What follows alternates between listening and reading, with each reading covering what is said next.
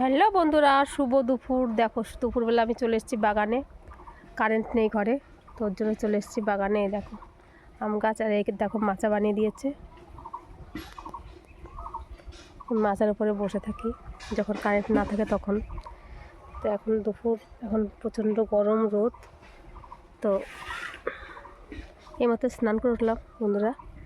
স্নান করে সিঁদুরটা পরে, স্নান করে পুজো দিলাম। পুজো দিয়ে সিঁদুর পরে তারপরে একটু এদিকে কারেন্ট চলে গেছে, তারপর একটু বাগানে আসলাম। বাগান বলতে বাড়ির ভিতরে, ঘরের পেছনের দিকে আম গাছ আছে, আম গাছের তলায়। বেশ ঠান্ডা, এদিকটা পুরো ফাঁকা। ওই দেখো এটা পুরো ফাঁকা, মাঠ আছে ওদিকটা। খুব সুন্দর হাওয়া লাগে এখানে সব সময়, দিন রাত 24 ঘন্টা এখানে খুব ঠান্ডা আর হাওয়া লাগে।